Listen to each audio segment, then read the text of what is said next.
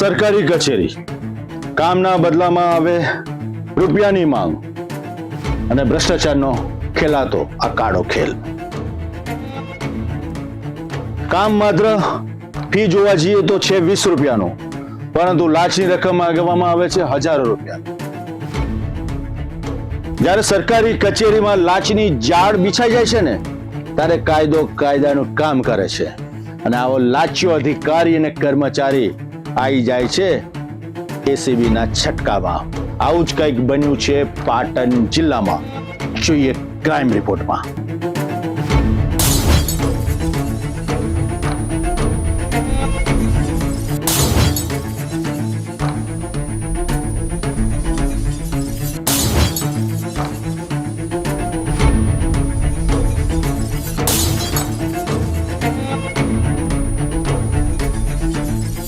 સામાન્ય નાગરિકો માટે સરકારી દસ્તાવેજ મેળવવાની પ્રક્રિયાને સરળ બનાવવાના દાવાઓ વચ્ચે પાટણ જિલ્લામાં ભ્રષ્ટાચારનો એક ચોંકાવનારો કિસ્સો સામે આવ્યો છે. સિદ્ધપુર તાલુકાના બિલિયા ગ્રામ પંચાયતમાં ફરજ બજાવતા વીસીઈ મેહુલ પટેલ પર કાયદેસરની ફી કરતાં અનેક ગણી વધુ રકમ માંગવાનો આરોપ છે. ફરિયાદ મળતા જ એસીબીએ જાળ બિછાવ્યું અને આરોપીને ₹200ની લાંચ લેતા રંગે હાથ ઝડપી પાડ્યો.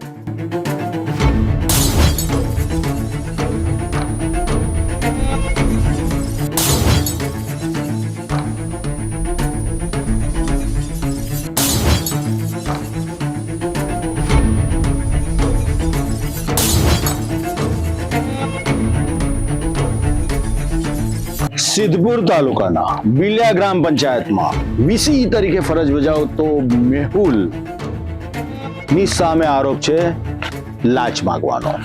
આવકના દાખલા, 8, 7 ના ઉતારા જેવા દસ્તાવેજી કાગળ મેળવવા માટે જ્યારે મેહુલ પાસે કામ જતું ત્યારે ફી કરતા અનેક ગણી વધારે રકમની તે માંગ કરતો હતો.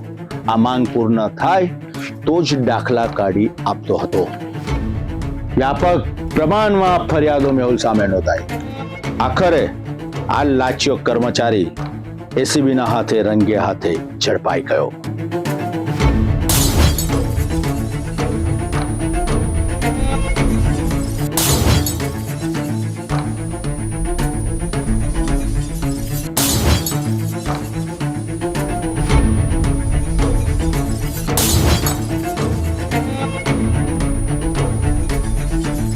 ફરિયાદીના સહયોગથી પાટણ એસીબીએ છટકું ગોઠવ્યું.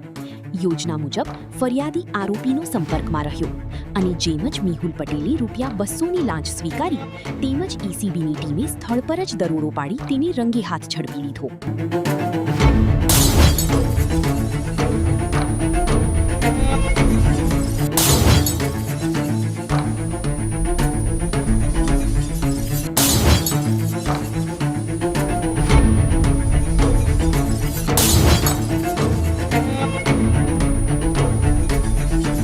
પ્રાથમિક તપાસમાં સામે આવ્યું છે કે કાયદેસરની ₹20ની ફીના બદલે આરોપી ₹50થી લઈને ₹1000 સુધીની માંગણી કરતો હતો. હાલ એસીબી દ્વારા આરોપી સામે ભ્રષ્ટાચાર નિવારણ અધિનિયમ હેઠળ ગુનો નોંધી વધુ તપાસ હાથ ધરવામાં આવી છે. તપાસ દરમિયાન અન્ય અરજદારો પાસેથી પણ આવી રીતે રકમ વસૂલાઈ છે કે કેમ તે દિશામાં પણ તપાસ ચાલી રહી છે.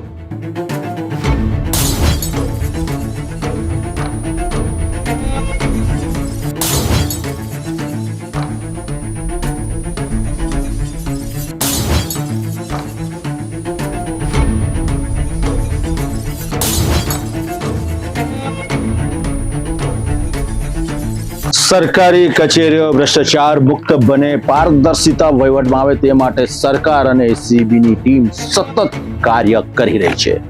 પરંતુ આવી ઘટનાઓ વારંવાર ઘટી રહી છે અને સામે પણ આવી રહી છે. આ ઘટનાઓ અટકવાનું નામ નથી લેતી. તેના માટે સરકારે કડક કાર્યવાહી કરવી પડશે. સરકારી કચેરીઓમાં સામાન્ય વ્યક્તિ પોતાનું કામ લઈને જતો હોય, અરજી લઈને જતો હોય ત્યારે અરજદારને ધરમ ધક્કા ખાવા પડતા હોય છે. આ પ્રજા ખૂબ સુપેરે જાણે છે.